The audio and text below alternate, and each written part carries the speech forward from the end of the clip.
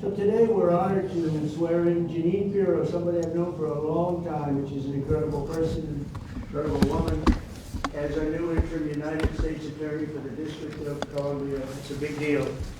And I'd like to congratulate Jeanine and her whole family. And we have Christine with us, and Alex, I know, is in a very, very important place right now. And the two children, but they're not children anymore. And I've heard that, Christine, you're doing unbelievably well and very successful at a great law firm. So it's great to have you with us. Thank you very much. Over 5 decades, Jeanine Pirro, known by millions as Judge Jeanine, has devoted her life to the pursuit of justice, the defense of freedom, and the fair, equal, and impartial rule of law. And that's what she's about. She was a great DA. I remember her very well. She was as good as anybody I've seen. She began a career in 1975 as an assistant district attorney in Westchester County, New York, where she prosecuted violent crimes, and that was a serious prosecution. And she went after real criminals, not fake criminals like we seem to do today nowadays, people that shouldn't be prosecuted, including rape, murder, and was a tireless warrior on behalf of the most vulnerable people in our society. In that role, Jeanine helped create one of our country's first domestic violence bureaus. I think it was the first, Jeanine. And as its chief, she revolutionized victim protection and bold, innovative policies like very few people even thought of. In 1990, Jeanine became the first female judge in Westchester County history. And following the year, and by the way, very distinguished, had an unbelievable, distinguished career. And in the following years, she presided over numerous complex criminal cases. The reason they were complex is that other judges were not able to understand them. They were called the complex cases. My sister had them too. They always used to give her the complex cases because other people didn't understand them, including high-stakes felony narcotics trials. Her outstanding judicial record earned her the honor of being named the #1 judge in 1990 by the Independent Fund for Modern Courts. That's nationwide. Outstanding judge. The following year, Judge Jeanine was elected Westchester County District Attorney, became the top prosecutor for a jurisdiction that included some of the largest suburbs in New York City, including Yonkers and White Plains. It's a big deal. As District Attorney, Jeanine tackled high-profile violent crime cases and established one of the nation's most successful cybercrime units to combat online child abuse. She was way ahead of a lot of people. They still aren't there, if you get right down. I mean, from what I hear, they're still not there in many cases back there where we come from.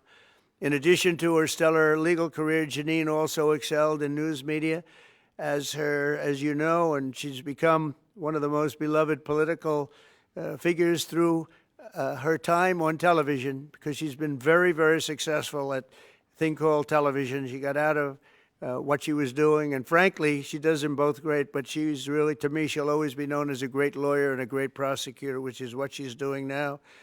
So Jeanine Pirro, I have no doubt, will be an exceptional U.S. Attorney for the District of Columbia, one of the truly most important positions in our country, of any position, where she will restore public safety in our nation's capital, break up vicious street gangs and criminal networks, and ensure equal justice under the law. You'll see very, very big improvements in the D.C. area, that I can promise you. So I want to congratulate Jeanine. I want to congratulate you and Christine and your whole family on this undertaking. And as you know, Pam Bondi is doing an unbelievable job as our real leader in the fight against crime. And Pam heard about this, and Pam said, I'll have to find time for Jeanine. She doesn't have time to do this, but for Jeanine she did, and she's going to be doing the swearing in.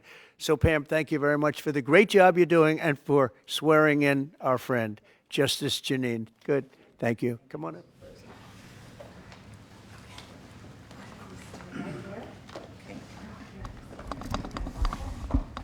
Oh, you're there. There we go.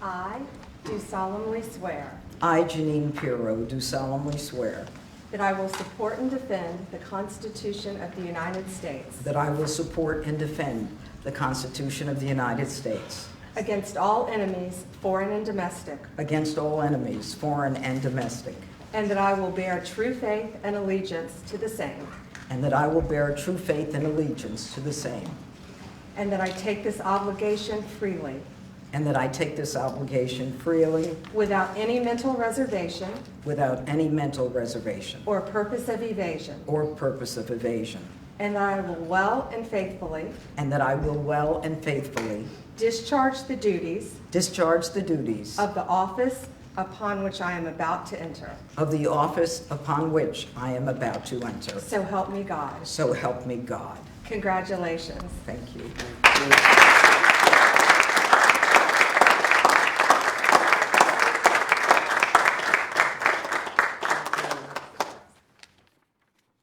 Thank you, Mr. President, and thank you, Madam Attorney General, both my friends for many years. Long ago, I went to law school to study about justice and to bring justice to victims of violent crimes, women, children, and the elderly. I fought to give them a voice in a system that was both blind and deaf to their concerns. I dedicated my heart and soul to making sure that there was a system that responded to them. My profile and my prosecutorial successes garnered public attention, and my life took unexpected turns. Through all of this, President Trump, you have remained as steadfast as one of my earliest supporters and champions. You never wavered. You were always steadfast, trustworthy, and confident. Today, Mr. President, you bring me back to my roots. And it is a larger arena, but no less an arena where we need justice, where we need to send a message that justice will be honored in the District of Columbia. And just last week, here in our nation's capital, two people on the brink of beginning their life had hopes and dreams that were never realized because a cold-blooded murderer made a decision to shoot them down on the streets on a cold, rainy night in our nation's capital. This will not go without just accounting. My voice should be heard loud and clear. No more tolerance of hatred, no more mercy for criminals. Violence will be addressed directly with the appropriate punishment. And this city will again become a shining city on a hill in an America that President Trump has promised to make great again and will make safe again. Mr. President, America thanks you, and I thank you.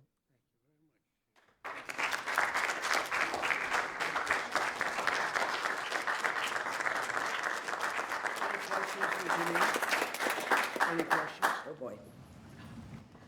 Anything for Jeanine? You just want to talk to him. I get it.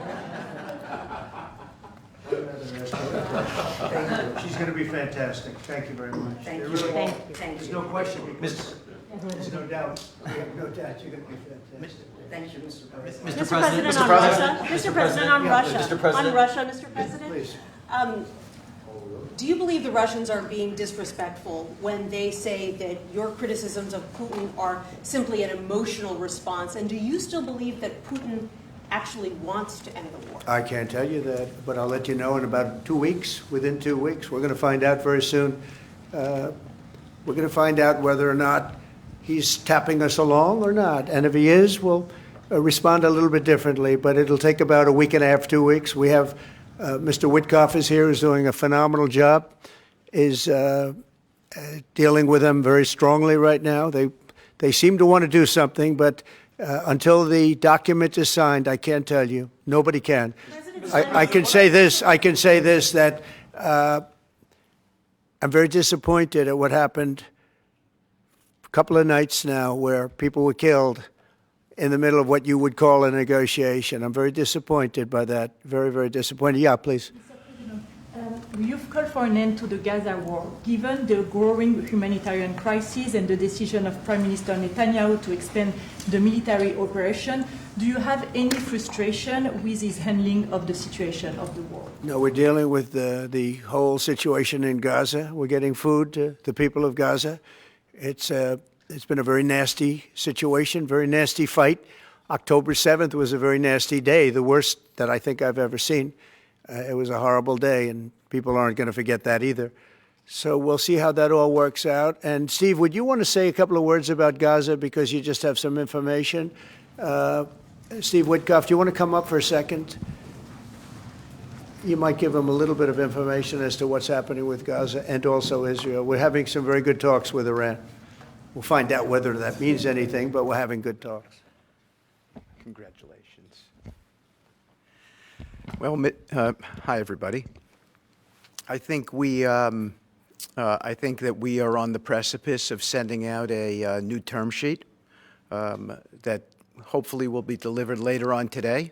The President is going to review it, and I have some very good feelings about getting to a long-term resolution, temporary ceasefire, and a long-term resolution, a peaceful resolution of that conflict. Mr. President, you said It's having to do with Iran. We're having very good talks with Mr. President, you said yesterday that Putin is playing with fire. What will be the consequences for Russia if Russia continues to Well, I'm attack? not going to tell you exactly, but the words speak pretty loud. We're not happy about that situation. I think we're doing very well with Iran. I think we're doing very well with Gaza, but we are doing very well with Iran, and I think we're going to see something very sensible, because there are only two outcomes. You know what the two outcomes is: a smart outcome and there's a violent outcome, and I don't think anybody wants to see the second. But I think we've made a lot of progress, and we'll see. You know, they still have to agree to the final stages of a document, but I think you could be very well surprised what happens there, and it'll be a great thing for them. They could have a great country into the future. Yeah. Mr. President, Elon Musk in a television interview criticized the one big, beautiful bill, saying he was disappointed it didn't cut enough, essentially, that it undercut the DOGE efforts. What's your reaction to that? Well, the reaction's a lot of things. Number one, we have to get a lot of votes. We can't be cutting. We need to get a lot of support, and we have a lot of support. We had to get it through the House. The House was. We have no Democrats. You know, if it's up to the Democrats, they'll take the 65% increase. You know, if that doesn't get approved, this country is going to have a 65% increase in taxes and lots of other problems, big problems, almost bigger than that. But we'll have a 65% increase as opposed to the largest tax cut in the history of our country. We will be negotiating that bill, and I'm not happy about certain aspects of it, but I'm thrilled by other aspects of it. That's the way they go. It's very big. It's the big, beautiful bill, but the beautiful is because of all of the things we have. The biggest thing being, I would say, the level of tax cutting that we're going to be doing. We're going to make people really be able to. We'll have the lowest tax rate we've ever had in the history of our country, and tremendous amounts of benefit are going to the middle-income people of our country, low and middle-income people of our country. So we're going to see what happens, because the Senate, as you know, is negotiating with us, and they have to then go back to the House, and, you know, it's got a way to go. But I have to say, Speaker Johnson and Thune have done an incredible job. John Thune has done a fantastic job, and they're working together with me and others. And I think we have an amazing, if we pull this off, remember, we have 0 Democrat votes because they're bad people. There's something wrong with them. You know, they'll let people pour into our country. Single biggest problem is we had 21 million people pour into our country, probably higher than that. And they're people that weren't supposed to be here. And many of those people are bad. Murderers, drug dealers, the mentally insane. They were closing mental institutions all over the world, not South America, all over the world. They're coming into our country, and we're getting them out. And we're having a hard time because some judges aren't making it very easy for us, and it's tough enough. They approved that. They allowed that to happen to our country. We don't have one Democrat vote. And if I were a Democrat, I'd be voting for this bill, and I'd get elected to any position I want as a Democrat. They're crazy. They're voting for a 65% tax increase. And they're only doing it for hatred. They're not doing it for any reason. They know it's terrible. terrible politics, in my opinion. But so we have no Democrat votes. That means we have to get almost all Republican votes. And I think we're very close to doing that. I think it'll be very successful. Yeah, please. Mr. President, Wall Street analysts have coined a new term called the taco trade. They're saying Trump always chickens out on your tariff threats, and that's why markets are higher this week. What's your response to that? I kick out? Chicken out. Oh, isn't that nice? Chicken out. I've never heard that. You mean because I reduced China from 145% that I set down to 100 and then down to another number? And I said you have to open up your whole country. And because I gave the European Union a 50% tax tariff, and they called up and they said, please, let's meet right now. Please, let's meet right now. And I said, okay, I'll give you till Jeanine. I actually asked them, I said, what's the date? Because they weren't willing to meet. And after I did what I did, they said, we'll meet anytime you want. And we have an end date of July 9th. You call that chickening out? Because we have $14 trillion now invested, committed to investing when Biden didn't have practically anything. This country was dying. You know, we have the hottest country anywhere in the world. I went to Saudi Arabia. The king told me. He said, we have the hottest country in the world right now. 6 months ago, this country was stone cold dead. We had a dead country. We had a country people didn't think it was going to survive, and you ask a nasty question like that. It's called negotiation. You set a number. And if you go down, if I set a number at a ridiculous high number and I go down a little bit, they want me to hold that number, 145% tariff. Even I said, man, that really got up. You know how it got? Because of fentanyl and many other things, and you added it up.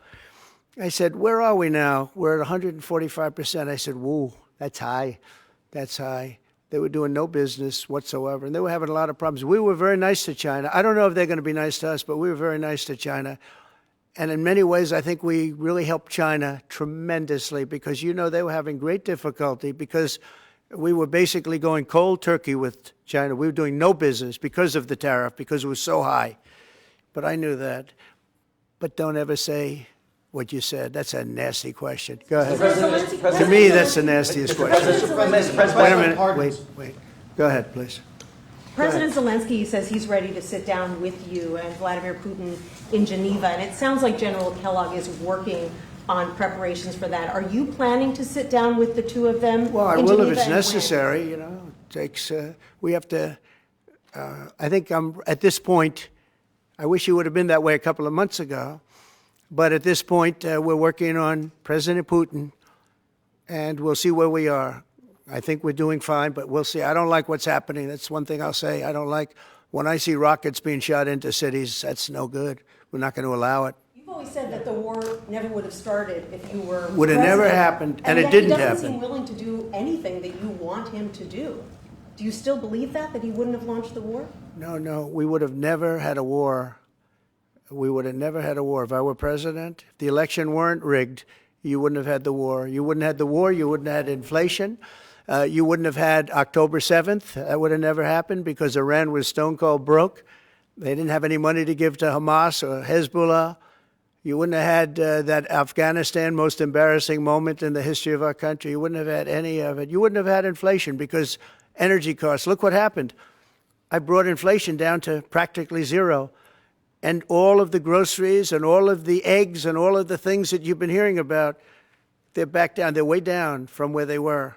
I did something in 4 months that nobody's seen. And I have to say, in 4 months, and I said it before, and everyone's talking about it all over the world, we've got the hottest country anywhere in the world right now. We're the only country anybody's even talking about.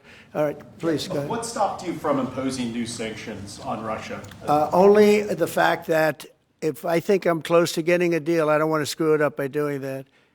Let me tell you, I'm a lot tougher than the people you're talking about, but you have to know when to use that. If I think it's going to hurt a deal, this isn't my war. This is Biden's war, Zelensky's war, and Putin's war. This isn't Trump's war.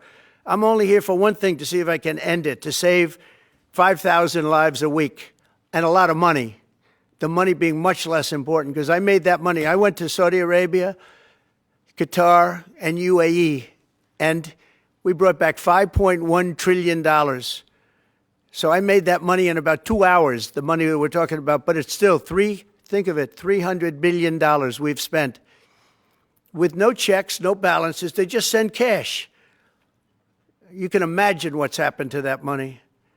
I never saw anything like it in my life, but I'm more interested because I picked up $5.1 trillion and, by the way, got a beautiful, big, magnificent, free airplane for the United States Air Force, okay? Very proud of that, too. They tried to say, oh, it's Trump's airplane. Oh, yeah, sure. It's too big. It's frankly, it's too big, much too big. When can we expect that to be the Air Force One? Well, it's here already. Yeah. It's in the country. It's being refitted for military standard. How much will it cost to refit it? Oh, I don't know. Whatever it is, a hell of a lot less than building a new one. We're waiting too long from Boeing. Boeing has got to get its act together. Yeah. Sir, on Nippon Steel, this arrangement that was just announced in the Yeah. golden share, is that an arrangement you would consider for TikTok as well? Nothing to do with TikTok. Totally different kind of a deal. We'll have to get, to do it properly, we'll probably have to get China's approval. China's never easy. China's never easy. But I think we'll be able to save TikTok. I'd like to save TikTok. I mean, TikTok was very good to me. I won the young people by 37%. No Republicans ever won, and I won by 37%. And Charlie Kirk will tell you TikTok helped, but Charlie Kirk helped also. Oh, he just happens to be here. Look at him. He loves that we mentioned that name, right, Charlie? He's done great, and I appreciate all the help. But with young people, we won by 37%, Charlie, and you helped. But TikTok was amazing. And he was the first one. He said, get on TikTok. So I have a little bit of a warm spot. I know I shouldn't. They'll say, quid pro quo, put him in jail for the rest of his life, quid pro quo. No, TikTok was very good to me. I won young people. I don't know if it was because of TikTok, but it was something happened. No Republican has ever won they call them young people. Young people, you can define it a lot of different ways, but I won every age group in young people.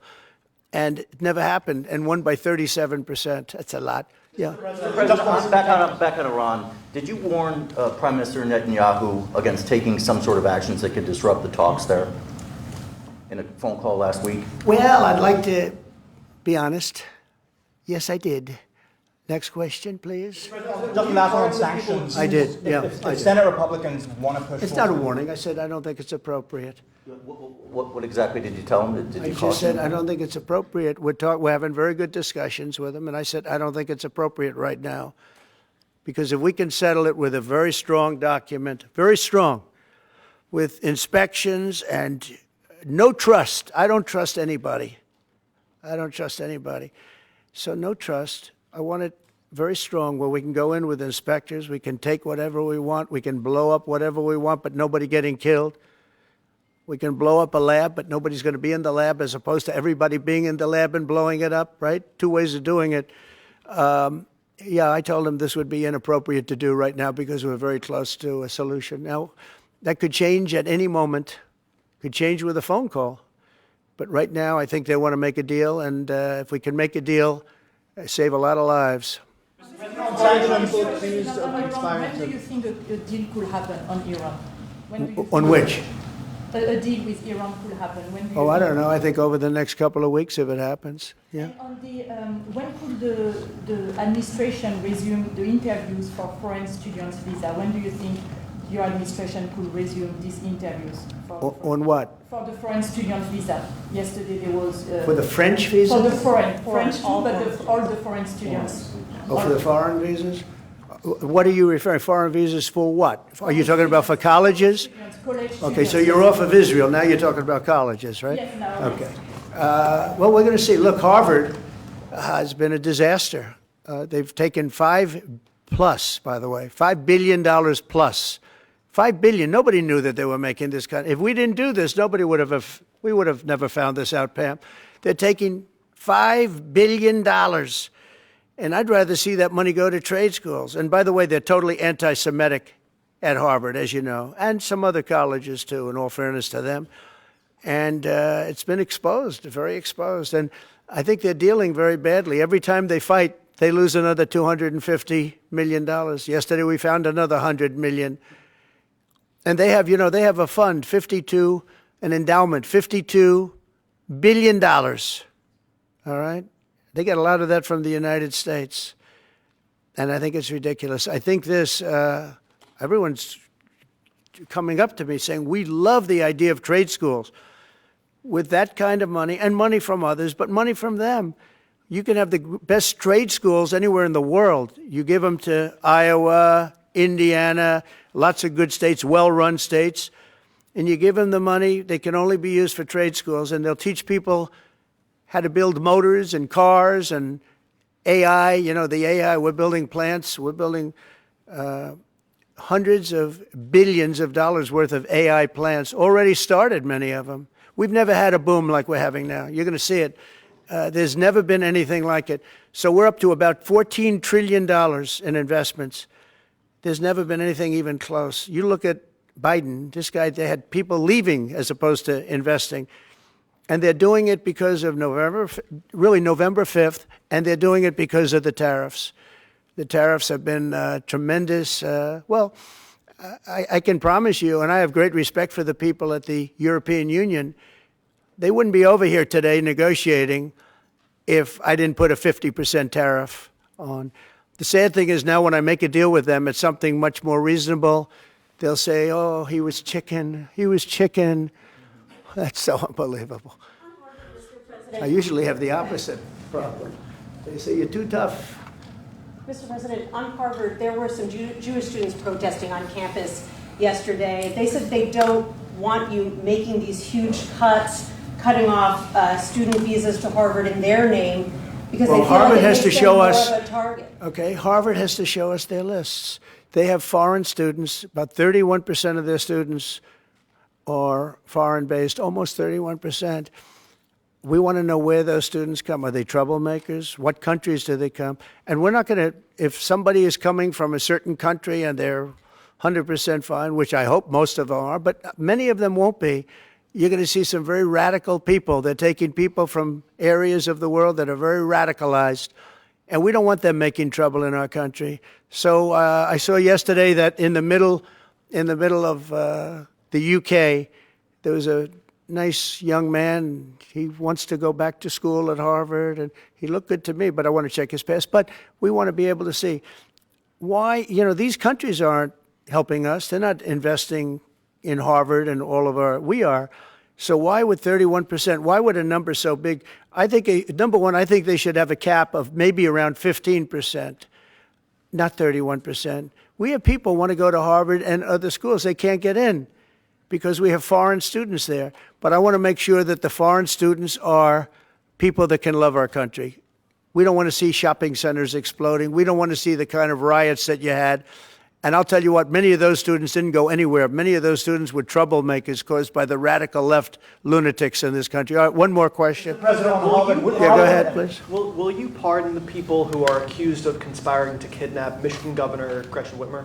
I'm going to look at it. I will take a look at it. It's been brought to my attention. I did watch the trial.